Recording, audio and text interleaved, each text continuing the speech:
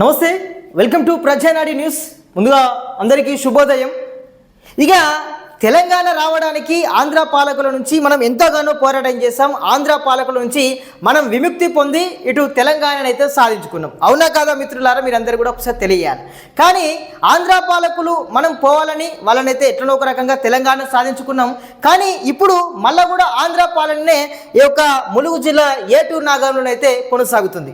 అగో ఏంది ముచ్చటని మీరు ఆలోచిస్తున్నారా? ఎందుకంటే ఇక్కడ ఉన్నటువంటి ఒక అధికారి, అంటే విద్యుత్ శాఖలో ఉన్నటువంటి అధికారి వల్ల కూడా చాలామంది ఇబ్బందులు పడుతున్నారనేటువంటి వార్తలు అయితే వినిపిస్తున్నాయి. అంటే ముఖ్యంగా ఆంధ్ర పాలనలో, అంటే ఏటూరు నాగంలో విద్యుత్ శాఖలో ఆంధ్ర పాలనతో అవస్థలు పడుతున్నామని కూడా మనం తమ్నెల్ అయితే చేయడం జరిగింది. అంటే ఎందుకు ఈ విషయాన్ని చెప్తున్నామంటే, ఈ యొక్క విద్యుత్ శాఖలో ఒక గనుడు ఉన్నాడు. ఆ గనుడు ఏడీఈ బాధ్యతను అయితే స్వీకరిస్తున్నాడు. ఇతని వలన చాలామంది అయితే ఇబ్బందులు పడుతున్నట. ఎందుకంటే ఇతను మామూలు మనిషి కాదు, ఆంధ్ర వ్యక్తే.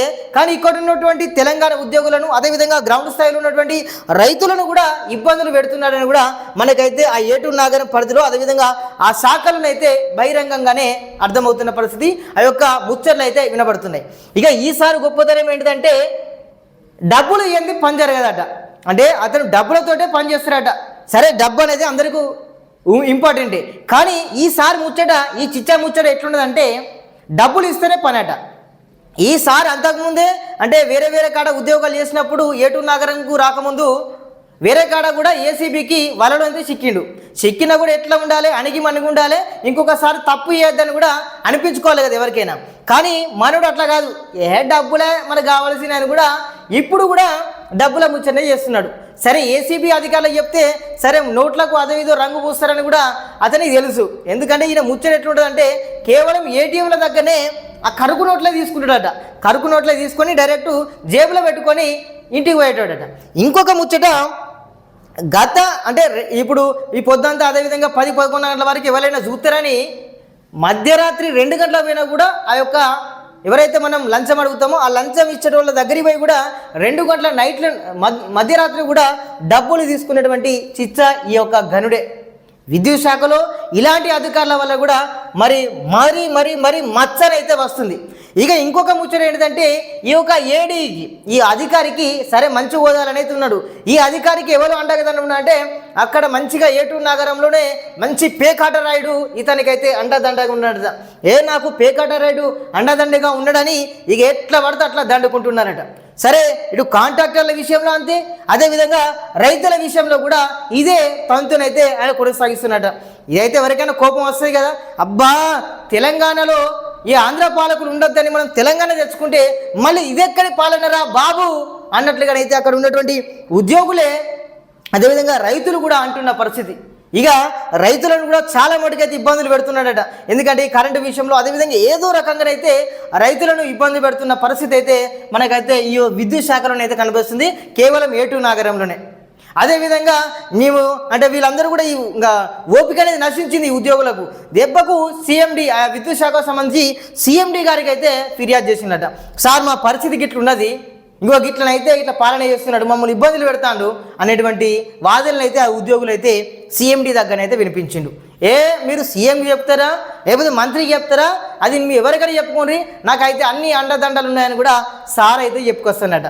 చూసారు కదా, ఒక అధికారి మంచిగా పనిచేయాలి, మంచిగా పేరు తెచ్చుకోవాలంటే అన్ని శాఖలు మంచి ప్రజలకు అందుబాటులో ఉండేటివే. కానీ ఇలాంటి అధికారుల వల్లనైతే నిజంగా అంటే ఆ శాఖకు మాయలేని మచ్చగానైతే ఇలాంటి వాళ్ళైతే వీళ్ళ వల్లనే అయితే వస్తున్న పరిస్థితి అయితే ఉంది.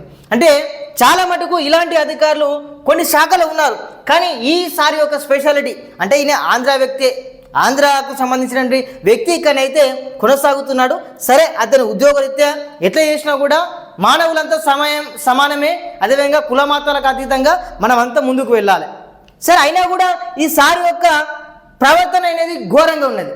అంటే ఇటు అధికారుల విషయంలో గట్లనే ఉన్నది, అదేవిధంగా మళ్ళా అధికారులు రైతుల విషయంలో గట్లనే ఉన్నది.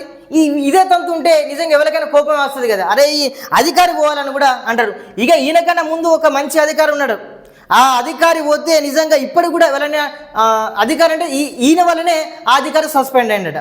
మంచి అధికారిని సస్పెండ్ చేసి ఈ డబ్బులకు కక్కుర్తి పడేటువంటి అధికారి చేసిందని కూడా ఇప్పటికి కూడా ఆ సస్పెన్షన్ గురైనటువంటి అంటే సస్పెండ్ గురై మళ్ళీ తర్వాత విధులు ఏరిండట. ఆ అధికారిని ఇప్పటికి కూడా తలుచుకుంటాను. ఎందుకంటే పోయిన అధికారిని ఎవరు తలుసుకోరు, ఆయన చేసిన మంచిని మాత్రమే ఏ డిపార్ట్మెంట్లోనైనా తలుసుకుంటారు.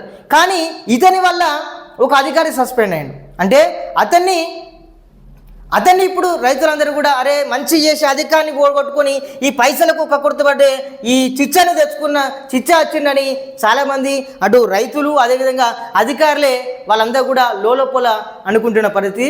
లోపల కూలిపోతున్నారు, అరే ఈ అధికారి ఎందుకు వచ్చిండయ్యా బాబు అనుకొని వాళ్ళైతే అంటున్న పరిస్థితి. ఇదంతా మొత్తానికైతే ఏటూరు నాగంలోనైతే ఇది ఒక రచ్చ జరుగుతుంది. ఇంకొకటి ఏంటంటే సారుకు డబ్బులు ఇస్తేనే పని అట, డబ్బులు పక్కా ఇవ్వాలన్నట, ఇస్తేనే ఏ పని అయితే గంతే. ఇంకా అది ఎంతది కఠినమైన పనే, నువ్వు డబ్బులు ఇచ్చినవా లేదా గంతే. ఏటీఎంలో కానీ అయితే కూర్చుంటాడు కరుకు నోట్లే కావాలన్నట, ఎందుకంటే మళ్ళీ ఏసీబీకి మళ్ళీ ఎవరైనా చిక్కిస్తారని.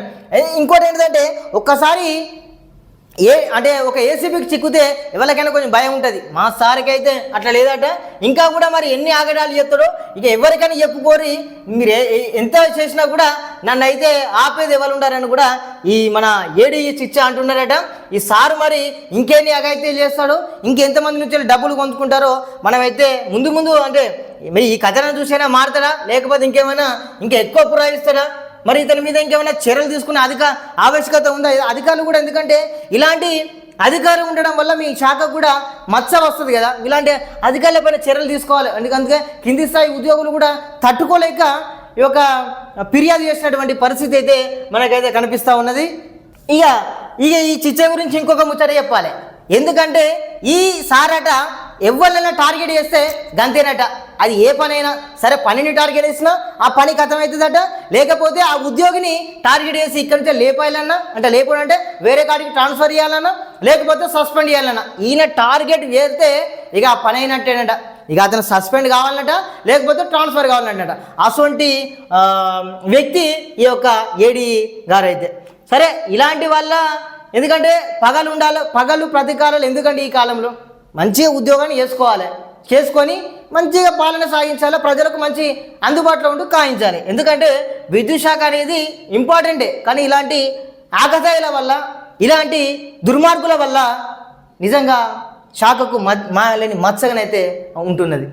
ఇక చాలామంది కూడా రైతన్నలు, ఎందుకంటే మనము బుక్కడి భూబా తింటున్నామంటే కారణం రైతన్ననే.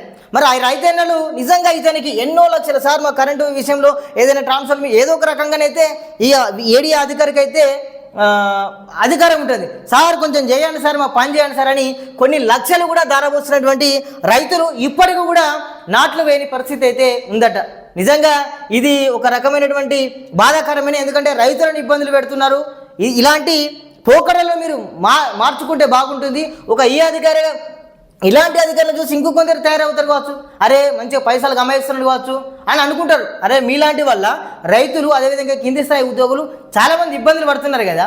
సరే నాకు ఎవరో తోడు ఉన్నారు, ఈ పేకటరాయి తోడు ఉన్నాడు, వాళ్ళు తోడు ఉన్నారు, ఈ మంత్రి తోడు ఉన్నారు, మీరు ఎవరికి చెప్పుకున్నా మంచిదే అంటే సరే ఎవరికో కొంత ఓపిక అనేది ఉంటుంది. ఓపిక నశిస్తే ఇంకా వారు వన్ సైడ్ అవుతుంది. సో కాబట్టి ఇలాంటి అధికారుల పైన ఉన్నత అధికారులు ఎవరైతే ఉన్నారో సీఎండీ గారు కూడా కొంచెం చర్యలు తీసుకోవాలి. ఎందుకంటే కింది స్థాయి ఉద్యోగులను అదేవిధంగా ఈ శాఖకు మంచి పేరు తీసుకురావాల్సిన ఆవశ్యకత అధికారులకు ఉంది. కానీ ఇలాంటి అధికారులపైన మీరు చర్యలు తీసుకుంటే బాగుంటుంది. సో చూద్దాం మరి ఈ చిచ్చా యొక్క మరి పనితనం ఇంకా బాగుంటుందా లేకపోతే ఇంకా తగ్గుతుందా, ముందు ఏం జరుగుతుంది అనేది చూడాల్సిందే. ఇక ముఖ్యంగా ఇంకొక విషయం చెప్తున్నా, మనకైతే గాలి నీరు అనేది ఎంత ముఖ్యమో ఈ విద్యుత్ అనేది కూడా ఈ కాలంలో ప్రతి ఒక్క అంటే విద్యుత్ లేనిదైతే ఏ పని జరగదు. అంటే విద్యుత్ అనేది చాలా చాలా చాలా ఇంపార్టెంట్.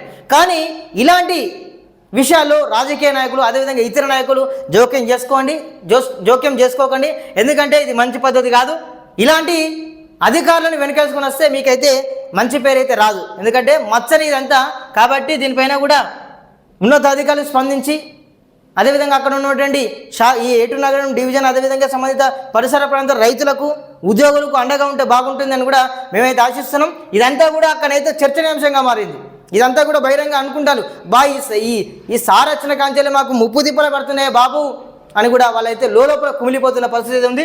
చూద్దాం మరి ఈసారి పైన ఎలాంటి చర్యలు తీసుకుంటారో వేచి చూడాల్సిందే. సో చూస్తూనే ఉండండి Prajanadi. Thank you so much.